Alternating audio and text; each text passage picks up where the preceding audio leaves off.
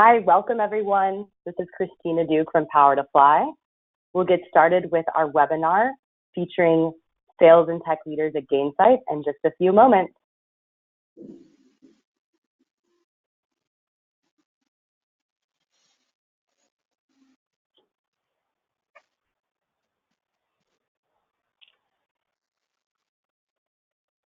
Thank you everyone so much for joining. We're letting the virtual waiting room populate, and we'll get started in just a moment here.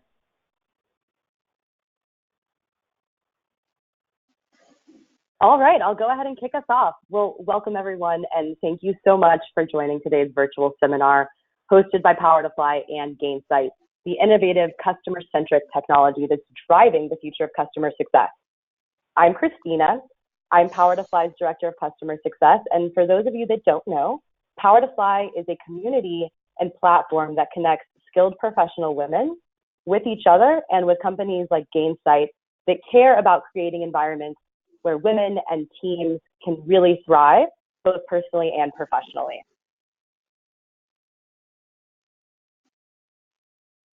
Since I lead our customer success team here at Power to Fly, I'm super excited to spend these past few weeks learning more about Gainsight, and I can't wait to share some of that knowledge with you today. In addition to learning more about Gainsight's platform and mission, we'll be exploring the career journeys and current roles of 5 extraordinary women leaders at the company. If we want to go to the next slide, we can see who those amazing leaders are.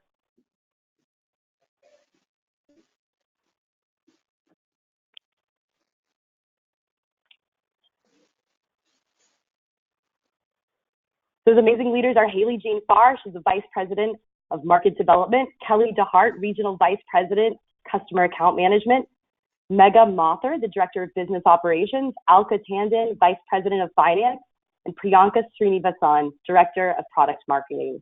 Today, we're going to be discussing how our panelists got started in the industry, what training they do to keep at the top of their game, and their approaches to leadership, how they achieve work-life integration, and more.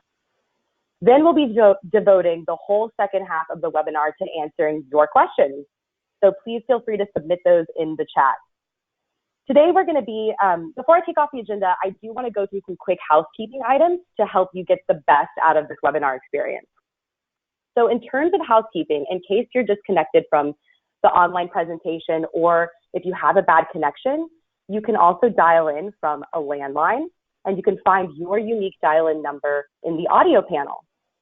All attendees are muted by default, but just in case, please make sure to mute your phone if you're dialed in and your computer audio as well. And as I mentioned earlier, we're going to be devoting the second half of this webinar to audience Q&A and engagement. So please feel free to chat in the chat window or ask questions in the questions panel, and we're going to get to them in the second portion of the webinar during that Q&A section. The Power to Fly team is going to be monitoring both the chat and the question windows throughout our conversation.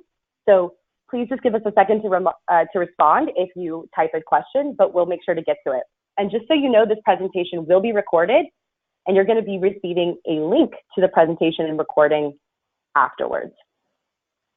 All right, let's jump into it. So in a minute, we're about to transition into our panel discussion by introducing our speakers from Gainsight.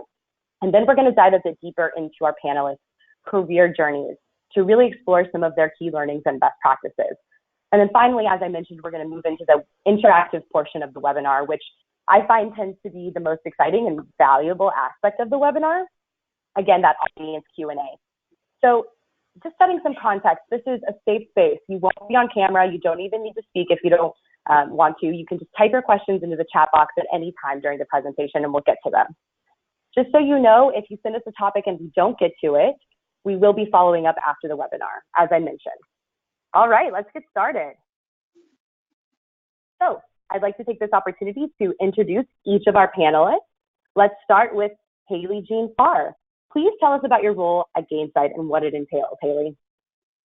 Yeah, hi everyone. My name is Haley Jean Farr. I'm the Vice President of our Market Development function, which is a new function at Gainsight, and I'm based out of my home office here in Boston, Massachusetts. So I joined Gainsight in May of this year to help the company be successful in selling and serving and supporting customers in new market verticals. So this could be markets like healthcare or education technology, or just different business models outside of the core market that we serve today.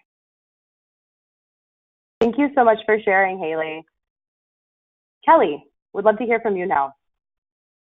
Yeah, absolutely. Hi, everyone. My name is Kelly DeHart. I run the account management function here at Gainsight, so roll up into the sales organization. My team owns all selling to the existing customer base in both the way of expansion, cross-sell, and upsell, as well as renewal. I have been with Gainsight about 5.5 years. The first about 3 or so of those I spent within the customer success organization, actually helping to build out that function and build out that team. Moved over to take over account management when we were the size and scale where we required having a function associated with that. Excited to be here today. Thank you, Kelly. We're excited to have you. All right, Meghan, would love to hear from you. Hi, everyone. I'm Meghan Mother. I'm the Director of Business Operations at Gainsight. It is similar to Haley's role, a new one at Gainsight. And I spend most of my time focused on working with our teams internally across sales, marketing, customer success, support, all across our organization, teammate success, finance as well, to help us develop our shared goals on a quarter-by-quarter basis to help us make progress towards our company goals for the year. I also get to have the fun opportunity of owning a few early stage projects and getting to launch those off the ground. That sounds exciting. Can't wait to hear more about that. Alka, let's jump to you. Hi there. Hi, everybody. I also joined Gainsight in May of this year. I'm really happy to be here. I am the VP of Finance, and I really look at my role in 2 aspects. One is sort of traditional FP&A, doing all the financial reporting for the company, but also the second part, the part that I find the most fun, is to be really a strategic partner to all the business leaders here. Thank you, Alka. And we'll wrap up our panel introductions with Priyanka. Hi there, I'm Priyanka. I'm a Director of Product Marketing at Gainsight, so that's actually not correct on the slide. But basically what I do in this role is it's kind of a typical, in some ways it's a very typical product marketing role, but in a lot of ways it's also kind of like a general manager role. So I own a product as a part of this function, and I'm very responsible for thinking about all of our marketing aspects around that product and working really closely with sales as well. So I work very closely with Kelly, who's on the call as well. And so, yeah, it's a pretty kind of end-to-end role, and yeah, I'm excited to be here today. Thank you, Priyanka. Well, with that, let's jump into our first topic, which is breaking into the industry. Can you all give us a bit of an overview of how you first became interested in your field and how that passion brought you to Gainsight? And Haley, I'd love to start with you. Yeah, thanks so much. So one of the things that has been most important to me in my career has been working for a mission-driven company. I started my career in public health consulting, and I think very unintentionally landed in technology after finishing my MBA. I started working for Athena Health, which is a health IT company based in Boston, really because the mission was to fundamentally change healthcare in the US. And this is something I'm tremendously passionate about. So through my 7 years at Athena, I led teams mostly in the post-sales world, so in professional services and customer success operations. And in my last years at Athena, I was actually a customer of Gainsight. So I led the implementation of Gainsight and transitioned to a customer success methodology for the company. But I did reach a point in my career where I wanted to make a transition out of operations. I've done that for quite a long time. And while looking to make this change, a mentor of mine, who's a chief customer officer, really shared his admiration for customer success leaders, post-sales leaders who had experience during the sales cycle, as it builds a lot of empathy for your sales colleagues and also the customer experience in that sales cycle. So what drew me to Gainsight was 2 things, just to wrap up my story here. First, that it's the mission of the company, so being human first. And then second, the opportunity in my current role to partner with our sales team. So I am already experiencing and really do believe that this is going to make me a stronger customer-facing leader one day. Thank you, Haley. We at Power to Fly can certainly appreciate the passion for working for a mission-driven company. I'd love to jump to you now, Kelly. I know you've been around technology most of your life, so please tell us more about that. Yeah, absolutely. So I'm not so sure if I found technology or technology found me. I grew up in the Bay Area, so I have been somewhat constantly surrounded by it.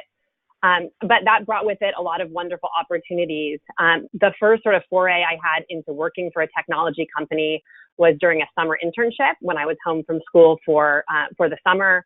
I took that first role at Yahoo, working in the customer care division, which was just a great experience to learn, meet people in the industry, make contacts, so on and so forth. I did that same type of a role for the next couple summers until I graduated from college. Following that, I moved to San Francisco. Obviously, a lot of technology opportunities available. And to be honest, I didn't know what I wanted to do. I didn't have I want to be a lawyer, I want to be a doctor. I wanted to work for a company that would invest in me. And if I sort of invested in it and delivering results, that I had the opportunity to grow. And I found that at a young tech company that was growing very quickly. I took a sales role, entry-level sales role, where I sort of learned the ropes, moved into sales management, and ended up staying there 10 years, if you can believe it. Feels like a long time these days. But really felt like I learned sort of from the bottom up what it was like to be in a sales role as well as lead sales individuals. Towards the end of my tenure there, we created a customer success division, and I took on a role of managing key client relationships, which was how I was somewhat recruited by Gainsight with that customer success background. Ultimately made the decision to move on and join Gainsight, as I mentioned, starting to help build out their customer success organization. Kelly, thank you for sharing. Megha, you first became interested in technology while you were working at another Power to Fly client, Audible. I'd love to hear more about that. Yeah, I similarly to Kelly fell into technology. Before joining Audible, I had spent 3 years in investment banking and had a finance degree. And so Audible was a great finance analyst opportunity. And so that's why I was excited to join them. And I also love to read. But while I was there, I really started to get a deep appreciation for how technology can bring kind of traditional things in new ways to different users and kind of open out the world to people who wouldn't necessarily consider picking up a book and reading. And I thought that was like the actual technology that brought that to people and the data underlying it to bring the right recommendations to the right folks was really fascinating. And so I spent the last 7 years since then really learning a lot about technology from hardware, software, and kind of key customer pain points across a variety of different emerging technologies. So before Gainsight, spent the last 4 years developing strategies for how to take emerging technologies from artificial intelligence, machine learning, blockchain, mixed reality to markets, either with cutting edge leaders of creating those technologies or traditional industries who are trying to understand what is it that they needed to do to take advantage of these emerging technologies. Spent a lot of time thinking about strategy across organizations and was looking for an opportunity to go into more of an operational role, and Gainsight seemed to be a really great fit. Lots of interesting technological implementations that are happening at the organization right now from a product and technology perspective, but also the business operations role allowed me to stay at a cross-functional viewpoint so that I could see how the strategy across the organization was evolving over time. Thank you.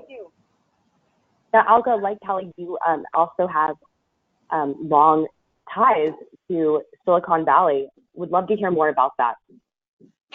Yeah, I always say that technology is in my blood because my father came in the very early days of Silicon Valley. He was an immigrant, and very quickly thereafter brought the rest of his family, his brothers and nephews over. And so I have family members, kind of sprinkled all over. And I really got to watch them, kind of grow with this industry because it's changed so significantly since the 70s. And so for me, I always knew that I kind of wanted to be a part of it. I just wasn't sure exactly where I fit in.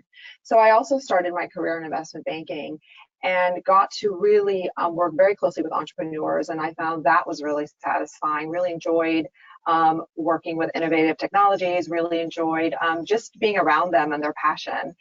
And so, you know, when you're in investment banking, you're in a very specific part of a company's life cycle towards the end. It was very gratifying to give entrepreneurs exits, but I really wanted to be part of it.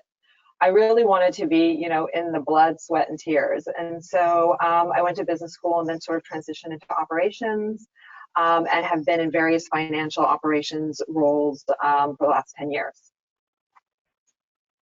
Thank you so much, Alka. Priyanka, we'll close out this slide with you. And you actually have long ties to tech as well. I do, but I actually didn't start out. I mean, I grew up in Kentucky, so it was like I didn't even come from the Bay Area. And so what got me sort of into tech in the first place was like I came out to undergrad at Stanford. And I think it's like at Stanford, it's really hard to not be involved in tech in some way, right? Because you're always around people who are. And then after that, I ended up staying in the Bay Area. And again, I think that was like a huge thing for me. I joined a consulting firm called Bain & Company. And Bain, just depending on where you are in the country, honestly, like the types of clients and the focuses and the industries are just really different. But obviously, again, and like when you're in San Francisco or the Silicon Valley, it's all tech. And I think like 80% of their business is like TMT, so technology, media, and telecom. And so I was doing a lot of tech work. I did that for a few years. I went to business school on the East Coast. I came back and I continued to stay in tech after that. It was just like easy for me to be in this industry, and that's where my network was. And then I ended up at Gainsight, again, through like sort of the tech and Bain network. But I think what's interesting is like there's two kind of questions here. One is like breaking into tech, right, which I think was like there from the early stages of my career. But the other piece is breaking into product marketing, right? And what I found actually is a lot of times, like even when you're in consulting and even when you were doing tech, which I had been doing for a really long time, like I kept getting pegged for certain types of roles, whether it would be like a biz ops role or like a strategy role or something like that. And so what was hard to do was actually transition into product marketing, right? Or what I hear from my peers is like transitioning things like product or things like that, like having that first person to kind of give you a chance to do it. And I think that's one thing that Gainsight was able to give to me. So I actually joined in business operations 2.5 years ago, and then I transitioned over to product marketing about 1.5 years ago because of a great leader here who saw my potential, and that's kind of how I've gotten on this path. That's amazing. Thank you so much for sharing, and it's great to hear how Gainsight really is an organization that supported your professional growth. With that, let's move on to our next topic, which is around training and keeping up with trends. So here at Power to Fly, the sales and customer success teams participate in weekly training sessions, and I find these are very helpful just in keeping my own skills sharp and my team's skills sharp. We actually have a book club as well where we read the same book and then discuss it on a monthly basis. So I'm also curious what kind of training and continued learning your team engages in. And Megha, I'd love for you to kick us off. Sure. So I get the pleasure of working with all of our teammates across functions to, as I mentioned earlier, set our shared goals and kind of follow the progress that we're making towards those goals. And so as we're going through that process, we're continuously learning how to best share what we're seeing in the field and what our teammates are experiencing, and learning the best ways to problem solve together. And I think it's actually really fascinating. I think every other woman who's on this panel today, Haley, Priyanka, Kelly, Alka, have actually all created a variety of different tools to help facilitate those conversations. And in my role, I have like the opportunity of seeing all the different ways they've done it. For example, Priyanka created this great deck to talk about the different trade-offs and opportunities that we could have for a product that she's launching. And it helped facilitate a conversation around like how much we want to invest and like what kind of outcomes we could expect, and align our teams across functions on the outcomes. And so I see a lot of these best practice tools being created within our own organization. And because I get that view, I have the opportunity to say, hey, Priyanka created this great thing to do her work, and it really facilitated this amazing conversation. Someone else can use that as a template or a guide for how they may want to facilitate a similar conversation. Because the things we're trying to do at a very high conceptual level are very similar. The details and the content tend to be different, but providing those frameworks and those tools that our own team are creating is a great way for us to have continuous learning. And then, of course, our teammate success team does an amazing job of putting together trainings. They've actually launched this human first leadership training recently. And a lot of my role is also taking these tools that our different teammates are creating and aligning that with their overarching framework for leadership development. Thank you for sharing. Sounds like the way that this is set up is really allowing the different teams to take ownership over their work and end product. And I'm a firm believer in that. And Kelly, I'd love to turn it over to you and hear what you have to add. Yeah, absolutely. I would certainly echo everything that Megha said, and I think that speaks to some of the cross-functional training that we have available. As I think about training my own team, the account management team within sales, there's a couple different cadences and forums that I think are important to structure so that team members can get different skills and practice different skills in the right setting. So a few of the things that I would note within the sales organization at Gainsight, we do an annual sales that we call mid-year connection point. Actually, for us, it's coming up in September, where the entire sales organization will get together and we will focus on a few days of skill building training. Last year, we focused on what we called proactive selling techniques. We had a gentleman by the name of Skip Miller who came and presented to us for 2 days and did sort of a sales workshop. We also all read his book leading up to that, and we use that kind of day in and day out when we talk about progressing our sales cycles, which has been a great kind of addition to our sales culture here, if you will. We'll have a separate topic for this coming mid-year. Things that happen on a more regular basis. So on a weekly basis, we have sales, what we call sales scoop calls, which are essentially a sales enablement call where we learn about new product releases, any sales enablement topics, event topics, things like that everyone needs to be aware of. So a way to make sure that everyone understands what's coming down the pike and that we're all on the same page in terms of what we're presenting to customers and prospects. And then lastly, for my own team individually, giving them a forum to, in more of a small group setting, really dig into some of the product material, the training material, practice that. So we do monthly deep dives where we go a bit deeper on some of those enablement topics. We kind of talk about best practices, how it's working and taking those to the field, and then giving the opportunity for team members to sort of engage in role plays and dialogues and things like that to get them comfortable. So those are a few of the different types of forums that we have open to help support team members as they're continuing to learn and grow in their skill set.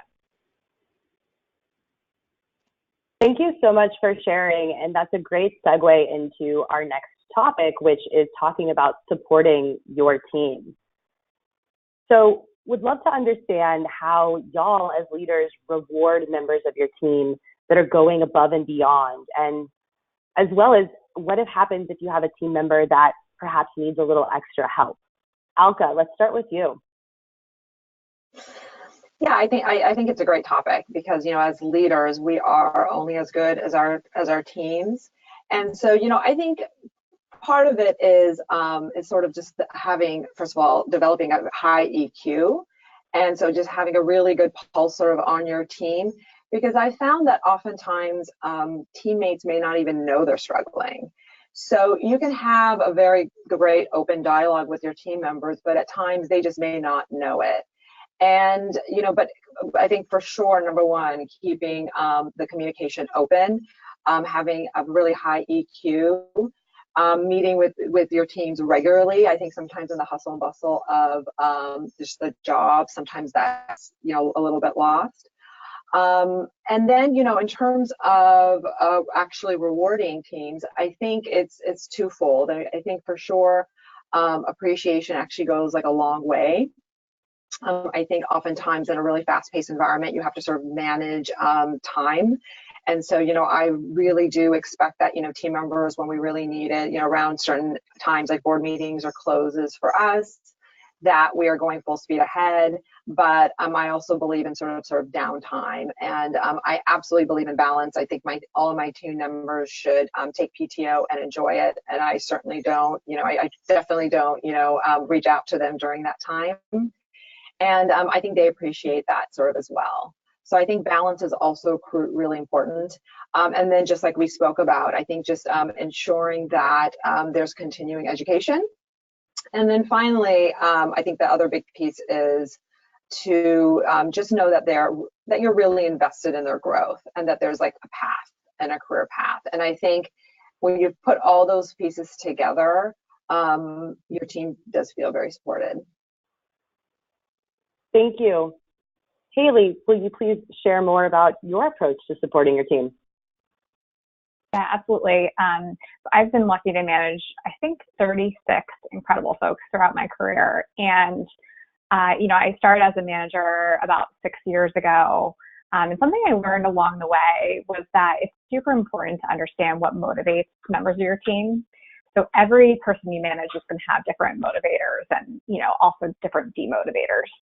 It's not really one size fits all. So I recommend having a candid conversation with your directs, but also your indirects within your team about what motivates them. And there are some tools out there. There's something called a motivation deck that can help. It's like a little card deck, and help you to really understand what sort of recognition is important to your team. It could be something that's public or private recognition. It might be financial compensation, a physical reward. Alka was talking about career growth and, conversations about how to grow your career or connecting with mentors. But it might also be really simple things like taking that extra time to provide feedback if someone's preparing for a presentation, or providing your own insights on the company's strategy and, how things are changing within the organization. It could even be setting up some time to go for a walk and talk outside if you're, co-located with your team. And the same goes for folks who need a little bit more help. So understanding how they receive, feedback, where they need to change course or change how they behave. It's really important to just talk to them about what's the best way for them to receive critical and helpful feedback. And I would really encourage people to have an open conversation about it. Thank you for sharing that. Totally agree that the approach to managing a team can't be universal and really need to be tailor-made to understand what motivates that individual and what his or her needs are. Let's move to our next topic. When products meet sales. So here at Power to Fly, the sales team and the product team have to work very closely together, as I'm sure is the same at Gainsight. And the sales team, doesn't want to sell something that might not be built yet. So Priyanka, this question is actually for you. How closely do the product and sales teams work together? Could you describe how y'all collaborate? Yeah, sure. And I love having Kelly on this call as well because she's one of my top collaborators actually at Gainsight these days. But essentially, it's important to realize sort of at Gainsight, like our product and eng team actually sits in India. They're amazing group of folks. They sit in India, which means that they don't often get a ton of interaction with our customers. And so I actually see product marketing, which is the team that I'm on, and the go-to-market function as being that glue oftentimes between product and sales. And so just helping kind of the product team understand what's happening in the market in terms of what's resonating with our customers versus not, I think it's really, really important. And then at the same time, helping our sales team and working really closely with Kelly and her team to, enable them with the materials that they need, to enable them with the right positioning, and to also help them understand why we built something a certain way, right? And I think that's really critical as well. And I think in general, it's actually a great question. I wanted to take note of that as well, because oftentimes I think when people think about product marketing, they think about product marketing and product and that relationship. And I think it doesn't get talked about enough, the relationship between product marketing and sales. Because I think at the end of the day, like, we are here to drive sales of our product, right, and growth of our company. And so I always like to see my role as one that's a big enabler of sales. Thank you so much for sharing. We'll jump to our next topic, which is around balancing client goals and a company mission. So for anyone in customer success or sales in general, I think this is a really intriguing topic because, of course, we always want to please our clients, but the organization also has its own needs. So Kelly, could you please kick us off on this topic? Yeah, as Priyanka loves the other question, I love this because that's definitely something that I've put a lot of thought into over the years. And certainly being a customer success company, this is a pretty critical point for us. So what I would say is it's obviously super important that we ensure our clients are satisfied, that they're getting value out of our solution. We measure areas like adoption, like NPS scores, all of those types of things, with the goal at the end of the day to ensure our clients are meeting their expectations and that they expect to renew with us and remain customers, right? While we have that deep desire to handhold them, we'd like to spend as much time as we possibly can. The reality is we cannot do that and also run a financially responsible business. And I'm sure Alka would agree with that here on the line. So we have to be very clear about, what offerings we can provide to our customers such that they can be successful, but that we don't just, give everything away and give all of our time away. So a couple specific things on that point. We really seek to make sure that we have the right support offerings from a professional services as well as tech, like a TAM or technical account management approach, so that our clients have options based on their needs. Those are services that we can sell to them, and we believe there's great value ascribed to it. But it's very important that we have the right kind of selection point so that our clients have options in terms of how they can meet their goals and needs. As part of a customer success team, we also look to make sure that we have what we consider to be a very prescriptive process to take our clients across the life cycle with appropriate touch points that are happening on a consistent basis. That allows us to be consistent, to help us to scale, and to help us ensure that we are doing the right things to ensure our clients are on the right track. The other thing that I would say in response to this question, which is really important in the role that I'm in today, is this balance of how we are looking to help our clients with expanded use cases for Gainsight. And that oftentimes requires additional spend by way of upsell or cross-sell of additional products. And so we have to be very sensitive about our approach to that, making sure the clients are in the right space to engage in those types of conversations, and that we're not giving them the feeling that we're just sort of overly selling to them. So we have to, someone talked about EQ earlier, but we do have to be very sort of thoughtful about the approach and the timing that we take in terms of kind of presenting and helping usher our customers to a more mature point by taking advantage of additional product offerings that we have. Haley, would you please share your thoughts on this topic as well? Yeah, I think that it's a really challenging question and something that doesn't really have a clear answer. But I think it starts with asking the right questions, both of the business and of your customer base. So if you know, again, sort of what motivates them or what they need, the key problems they want to solve, and how we as an organization can go about doing that, you can really strike a nice balance and hopefully help them achieve their goals. Thank you. We'll do one more topic before we jump into the audience Q&A, and that will be on work-life integration. So this one is definitely one that's near and dear to the Power to Fly team's heart, as we are a fully remote company, and we really value the concept of work-life integration. And we actually like that term better than work-life balance. So Gainsight team, how do you maintain work-life integration, and what does Gainsight do to help you achieve this integration? Alka, would you please start us off? Sure. Yeah, actually, I really do like the word integration as well, because I think first of all, it just boils down to what someone thinks success is. And certainly for me, and I think probably everyone on this panel, success is both success in both what we call like work and life. And I think these days they are very much intertwined.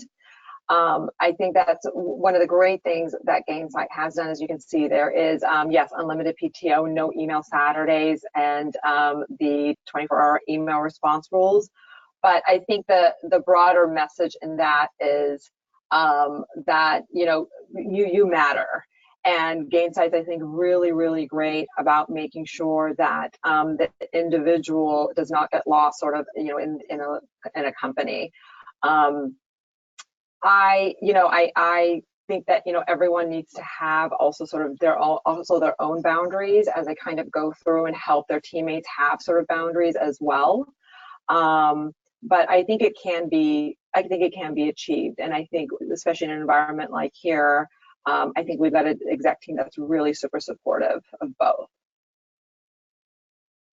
Thank you. At Power to Fly, we actually have unlimited PTO as well. I'm loving this concept of no email Saturdays, which I'm sure can be challenging, especially when you're supporting customers. Meghan, what are your thoughts on work-life integration? I think very similar to what Alka said. Gainsight does an amazing job of having policies like unlimited PTO, no email Sundays or Saturdays, that help like kind of codify that into our culture. But I also do think our executives and our teammates take small actions on like a day-to-day basis that help build up a culture that creates a nice work-life integration. And those are examples such as, putting calendar holds from, 4 to 6 p.m. that say explicitly, like one of our CCO has like a little hold that says hanging out with my daughter. That's not something that he keeps private and hidden and is just as busy. He's very explicit that that's family time. And so the more people who take on or do small actions like that, it makes it much easier for us to all share kind of what our personal priorities are. I think our executive team also does an amazing job of very, I think, intentionally sharing kind of successes and struggles in their personal lives that humanize them and then allows everyone else to feel like they're a full person and a full person at work, even if, kind of challenges or successes that they're happening are happening outside of that, and they can bring that to work. So I think those small things really help bring in a culture that's very human first, which is a great way to like have great work-life integration. Absolutely. Well, in the interest of time, let's get into the really engaging part of our webinar, which is the audience Q&A. And I'll actually start with a question from Zoe. So Zoe asks, do you have customers that have yet to establish a customer success charter? If yes, how has that created challenges in their adoption of Gainsight? Maybe I should take this one. Yeah, so I would say the answer is we do have some. I mean, by virtue of being a customer success company, of course, the most likely candidates that we get are organizations with customer success teams. But I would say that we have a lot of organizations out there that have more account management type functions, or they're just trying to figure out customer success. And we've struggled with that in terms of how we can help them along that maturity curve, how we can help them build that out such that they can be good customers for us, but also that we can help them mature their customer success processes in the way they want to go. We do offer advisory services that have been really used to help customers with that. So it's possible that even before a prospect becomes a customer of Gainsight, they spend time with our advisory team to talk about desired organizational structures, comp, what the roles and responsibilities would be. So we do spend a lot of time coaching around that in advance of someone potentially becoming a customer, as well as sort of doing that in tandem when they sign with Gainsight, and then kind of work on those things at the same time. So that would be my main thought based on that question. Thank you, Kelly. And we also have another question from Zoe. So Zoe, thank you so much for kicking us off with all these questions. She asks, do you find that the majority of your Pulse Plus platform content consumption has been from existing customers or individuals looking to break into the CS industry?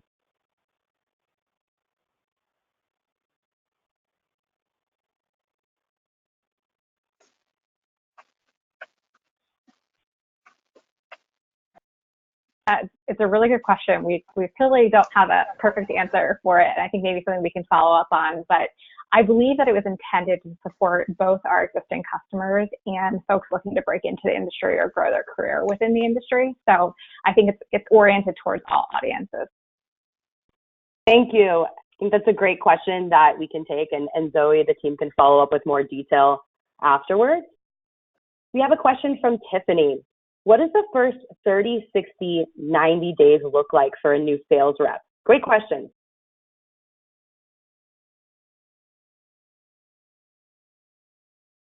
Why don't I jump in since I'm the only one on the sales organization on this?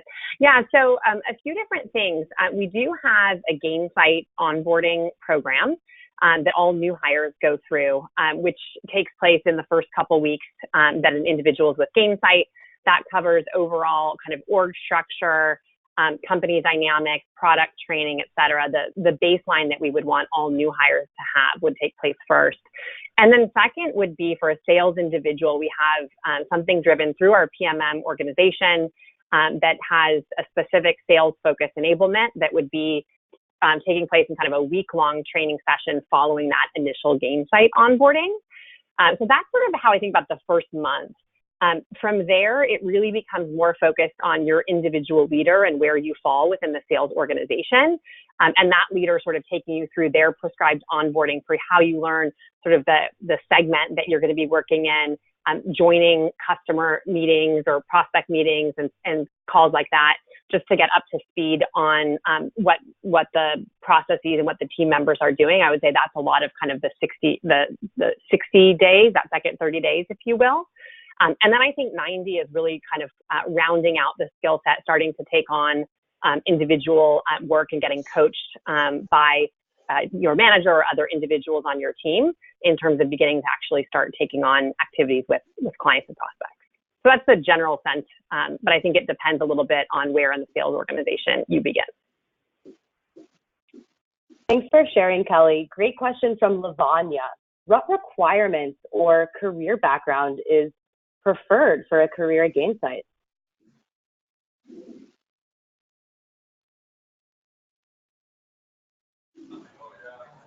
I think a lot of that depends on the role that you're interviewing for. And I know that our teammate success teams also constantly looking at our job descriptions to think about like what are the critical skill sets that are required to be successful in the role versus like, you know, what are the qualifications that you may have based on your education and so on. So the team here is really focused on making sure there's a good fit in terms of what you would be doing in your first role, and then finding, as Priyanka mentioned earlier, where your path may lead you in your next role at Gainsight as well. Thank you. We have a question from Phyllis for Kelly. She says, there's been lots of discussion amongst the customer success industry regarding how to balance whether client success managers should have more technical knowledge versus client relationship abilities or vice versa. What is the Gainsight team's thoughts on this? And as the manager of the customer success team at Power to Fly, I'm very intrigued. Well, I'm going to start this by saying this isn't probably the answer you want, but it definitely depends. And so we obviously, you know, we have hundreds of clients and we see this being done in any number of ways. But I think what's most important is that you have a really good understanding of what your clients need from you and the level of difficulty that is associated with using your product, right? So if your product is one that there have been sort of products like this in the market, a lot of people know how to administer them, or maybe there's very light administration required, then you can likely assume they don't need a lot of technical hands-on help. And as such, maybe it's more strategy driven, or maybe it's a very light, low touch customer success engagement that's required. I would sort of contrast that with products that are new to the market, that are very, intense onboarding and intense technical configuration ongoing. Then you need to think about what type of kind of hands-on keyboard, more technical support your clients may need, as well as, to my point earlier, what type of potentially ongoing services your clients might require in order to keep their instance of your solution up and running. So again, I think really stepping back to think, what do our clients need in order to make them successful, and then carving out a role and strategy based on that. Thank you so much. And just a heads up, wanted to share that we'll have a member of the Gainsight team actually hosting a chat and learn with Power to Fly, talking more about women in the customer success manager role. So all of the attendees will follow up about that, but that might be a great additional learning opportunity to hear more about customer success management. Let's move on to some more questions. So we have some that are coming through via email, and one person asks, if there's one piece of advice you can give for a woman who is starting up in tech, what would that be? I mean, I would say I had a piece of advice that was given to me like 2 or 3 years ago. And I don't think it's just for tech. I think that it's kind of for anyone like in any probably sort of like business career, but I think it's relevant to me because I work in tech. And it was from a mentor who told me, what you want to really do is identify like a company out there, a business out there that's growing really quickly. Because at the end of the day, you can't replace growth. Like businesses that are growing quickly will have lots of opportunities. Opportunities will come up, they'll open up. So he said, find a business out there that's growing really fast. And second of all, find someone there, like the hiring manager, the person that you're working for, who's like on their way up, like, doing well in the organization on their way up and willing to take you along with them. And I just thought that was like really simple, super clear advice. And I think it's the case for like whether you're in CPG or, pharma, or if it's in tech, right? But I think it was particularly relevant, particularly when we think about like a lot of high growth tech startups in the Bay Area. I thought that advice was good. So it was either like finding a high growth company or even a high growth business unit within a larger company like a Google or Facebook or whatever. I think along with that, like things in tech companies are always changing, and there's always new opportunities cropping up. And I think something that I've done really successfully in my career path is always say yes to new opportunities, but in particular saying yes to learning more about those new opportunities.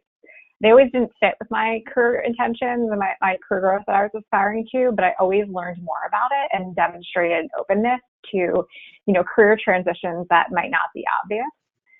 So I'd encourage, particularly if you're in a high growth environment where things are changing, be open to different things that may come across your desk, whether it be projects or new roles or new management opportunities, and always say yes to learning more about them. One of the things that I found really helpful has been to dive into the technological aspect of things, even if I wasn't necessarily comfortable with those pieces. I don't have an engineering or product background, but starting to learn about, what does the cloud actually mean? How does it actually work? What are the different services that underlie all this new technology that's coming out? How is artificial intelligence enabled? What are the key components? What is required to make it work? How far can different companies really take it? Trying to really dig deep into learning about those things. And there's lots of sources out there to do that. There's TechCrunch is an obvious one where you can start to learn about different topics, and then the interwebs can take you down a dark hole of learning, but it's really good to start to understand fields that you're not as familiar with, to help make sure you have a broader view of what the organization's trying to do. I would also add to that, I would say yes, and I think oftentimes people can be intimidated by tech, and I would say to anyone starting out, don't be intimidated by it. People will tell you in this industry that if you don't have a background in engineering, if you don't have a background in CS, you can't do product, right?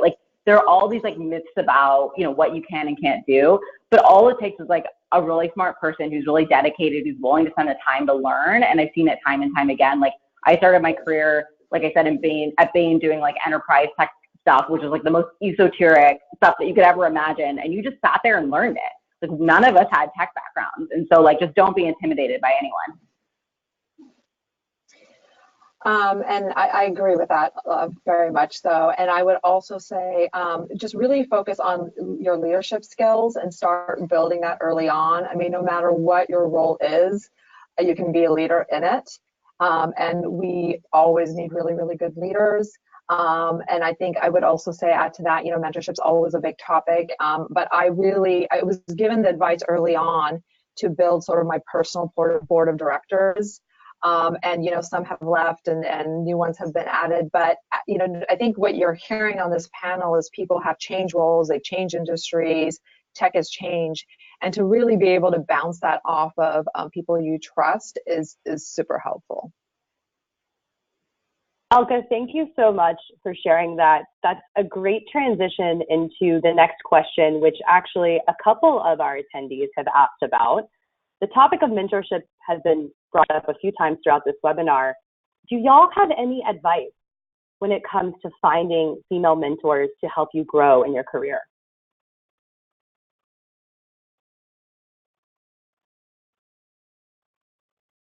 So I stay pretty connected in the industry, and I go to a lot of industry events.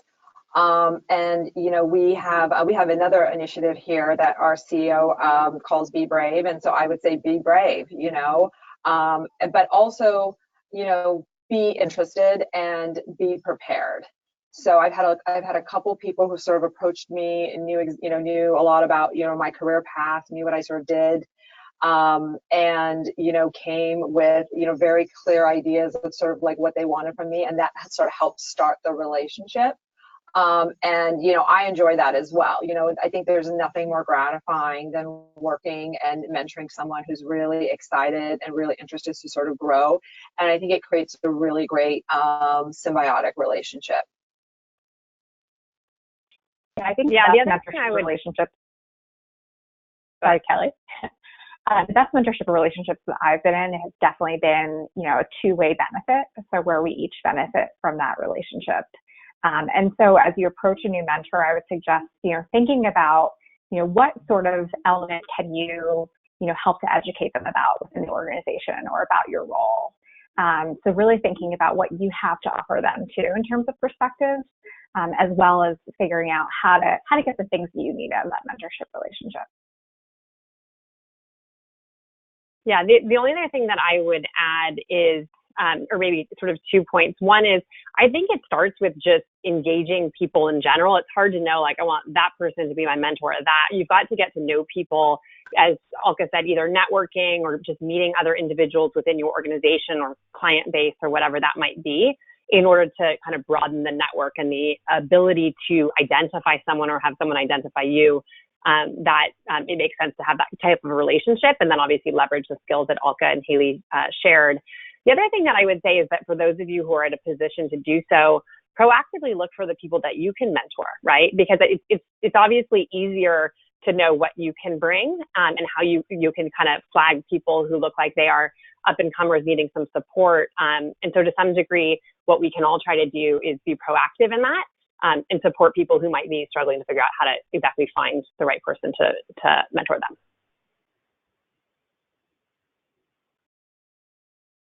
Thank you. We'll jump to a question from Twisha. How does Gainsight recognize and nurture emerging leaders?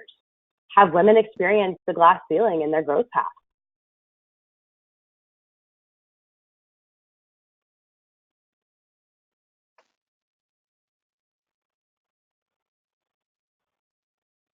Well, I'll start that out. I don't know that any of us have the perfect answer to like an exact sort of program we can point to or something like that. But I would say a few things. The topic of diversity and inclusion is a very important topic. It's actually one of our key strategic priorities this year. So we have multiple work streams running around that. And we look at things like pay equity, job title and role equity, and all of those types of things across the board to ensure that we don't have potentially, people doing the same roles, getting paid different amounts. And obviously, for the purposes of this conversation, a woman and a man that might be in a different position there. So that's not exactly like how do we avoid the glass ceiling, but I think that's a demonstration of how important we take this type of a thing. I would say, for myself personally, I guess out of this panel, I'll at least have the longest tenure here at Gainsight. I have never felt as though I have sort of been blocked from moving up. And to anything, I've kind of wanted to pace my career in line with my own sort of work-life integration, if you will. But I have always felt supported and had the opportunity to be given more and more. So that's my take on it. Thank you. The only thing I would add is that, I'm very new to the organization. And I think just one data point, many of us on the panel have transitioned into new roles as part of our transition to Gainsight. So Priyanka talked about, having the opportunity here to join product marketing.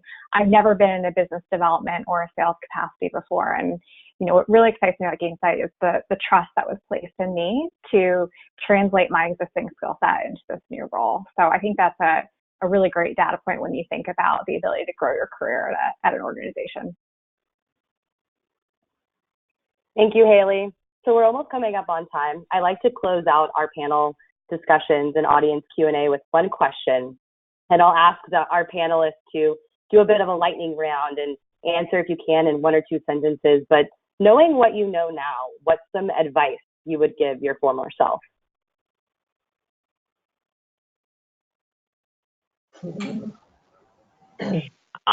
I'll start and then be done talking here. But I would say be interested in learning other areas of the organization beyond what your own role is. It can be very easy to just kind of want to master that craft, but learn what's happening at the company and other departments. That will give you more opportunities to grow over time.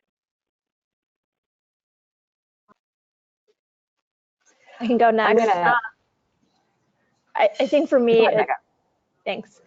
I think for me, it was do less to do more. And that's really forcing myself to figure out what are the key priorities for the organization, probably by talking to people in different departments and like talking to more senior executives and talking to my peers about where they see the priorities and really doubling down on those key efforts to align with the business goals. And that's not an easy thing to do. It's easier to just kind of say, I'll do lots of different things and I'll try to do everything. So kind of even today, my slogan is do less to do more. You know, I think sometimes we subconsciously or accidentally like hold ourselves back. And, you know, and sometimes we just don't think, you know, we're up for the challenge or whatever. And I would just say, go for it. I think one of the best things I heard was, I'm going to paraphrase Michelle Obama, but she said, you know, I've been in the rooms with heads of states and really like CEOs, and none of them are, you know, none of them are smarter than any of you. And so that's what I would tell my former self. I'd say for me that it's probably, don't let other people kind of define what they think that you can do based on like your background or like what you've done previously or your education or whatever, right? Like I actually have like what on paper would look like a stellar education and experience, and yet I still face this in my career where people think like, you look like you would be great for like an analytics role and like doing SQL data queries all day. And that's just not what I wanted to do. And I could do it, but it's not what I wanted to do and what I was excited about doing. So like, you know, don't let other people define you on that, and like you can fight that. And yeah, that's what I would say.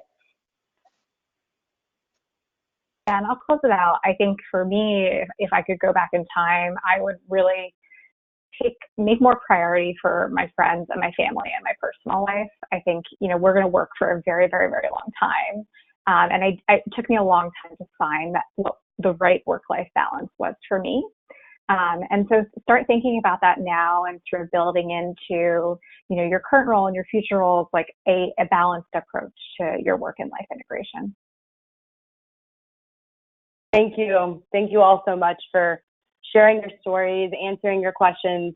I want to let the audience know that we had a ton of questions come in, so we couldn't get to all of them. However, we've documented each question, and we're going to be passing those along to the Gainsight team. So you can expect follow-up after the webinar. With that, we'll go ahead and close out, and I'll tell you just a little bit more about Gainsight. So Gainsight's innovative customer-centric technology is driving the future of customer success. And the company's Customer Cloud offers a powerful set of solutions focused on customer success, product experience, revenue optimization, customer experience, and customer data that together enable businesses to put the customer at the center of everything they do. We'll finish out just learning a little bit more about Power to Fly. We only partner with companies that are seriously committed to doing what's necessary to hire and promote more women. Gainsight truly believes that diversity leads to professional and personal innovation. Power to Fly looks forward to partnering with Gainsight on more events such as this. Like I mentioned, we're going to be doing a chat and learn with Carissa on customer success management. So more to come on that. And if you want to see some of Gainsight's open positions or learn more about the company, you can visit their page on Power to Fly. So with that, we'll close out the webinar. Thank you all so much for attending. Thanks for your participation and questions. Panelists, thank you so much for sharing your inspiring stories with us. Thanks, Christina. Thank you. Take care, everyone.